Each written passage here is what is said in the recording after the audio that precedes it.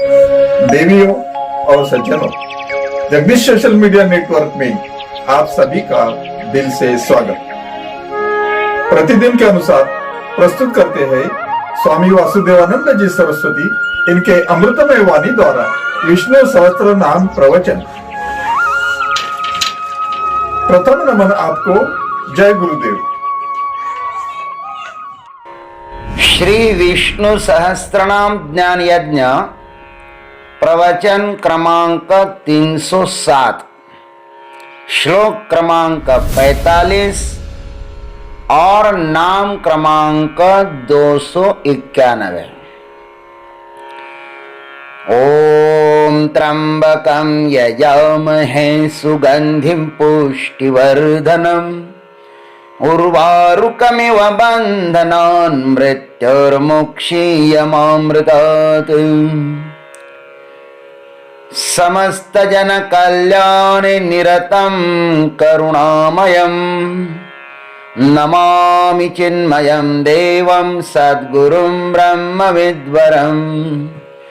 शान्ताकारं भुजगशयनं पद्मनाभं सुरेशं विश्वाधारं गगनसदृशं मेघवर्णं शुभांगं लक्ष्मीकान्तं कमलनयनं योगिभिर्ध्यानगम्यं वन्दे विष्णुं भवभयहरं सर्वलोकैकनाथम्।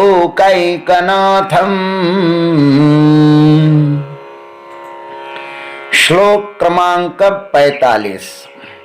भूत भव्य भवन्नाथः पवनः पावनो नलः कामः कामकृत् कान्तः कामः कामप्रदः प्रभुः।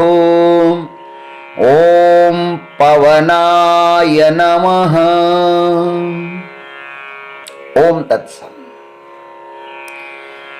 जो भूत भव्य भवन्नाथ परमात्मा है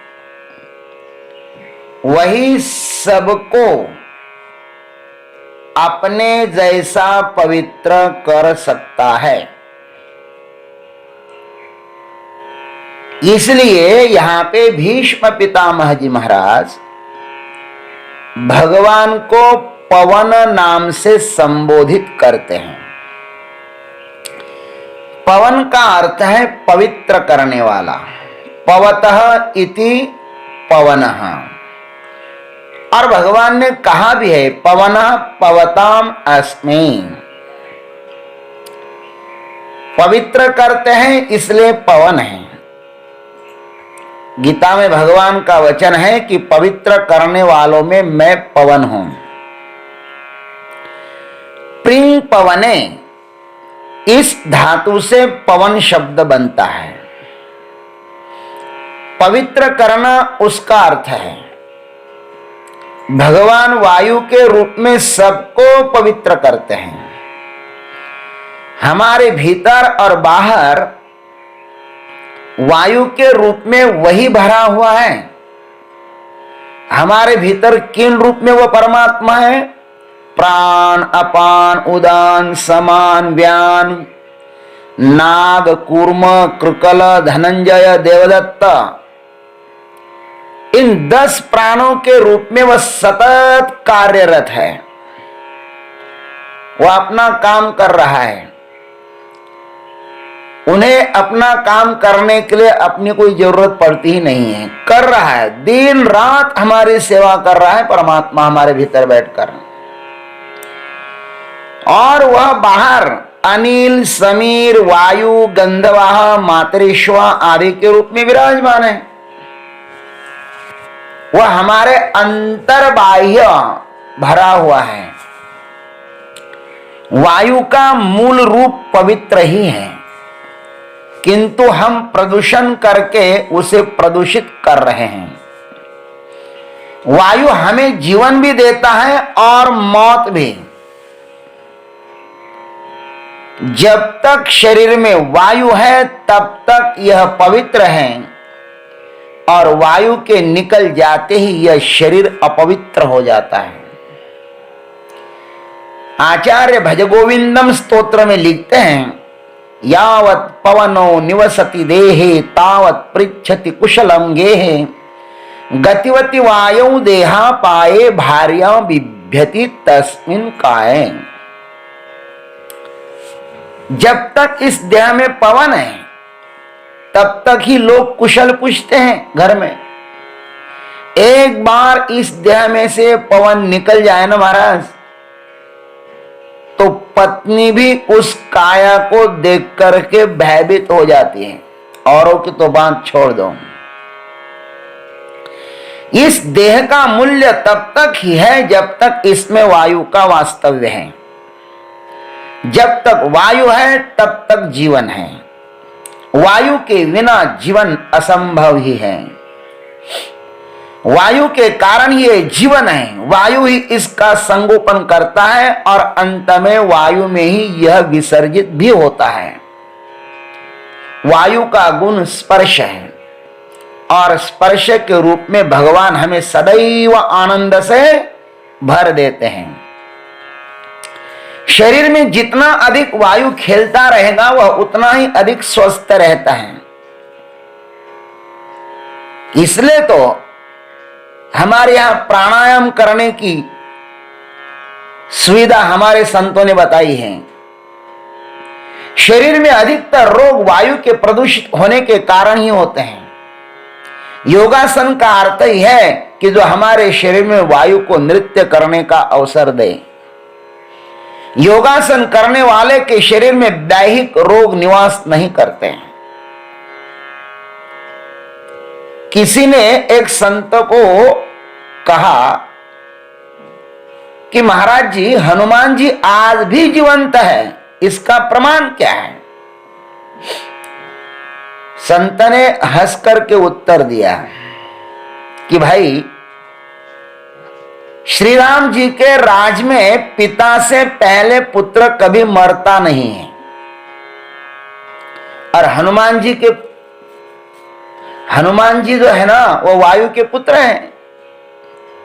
अतः जब तक वायु जीवंत है इसका मतलब यही है कि पवन पुत्र भी अब तक जीवंत ही है। जिस दिन वायु नहीं रहेगा उस दिन प्रश्न पूछने वाला भी नहीं बचेगा। अतः यह वायु परमात्मा ही है।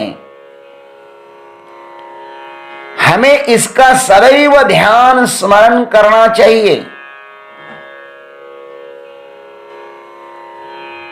अर्थात योगासनों के द्वारा इसका सदैव आवाहन करना चाहिए। हर दिन प्राणायाम करना चाहिए। सुबह उठ करके हवा में थोड़ी देर तो भी घूमना चाहिए, जिसके कारण हमारा शरीर स्वस्थ रह सकता है। शरीर स्वस्थ है तो सब ठीक है, तो शरीर को भी स्वस्थ रखना चाहिए। वायु देवता की उपासना करना चाहिए। वायु पुत्र की उपासना करना चाहिए।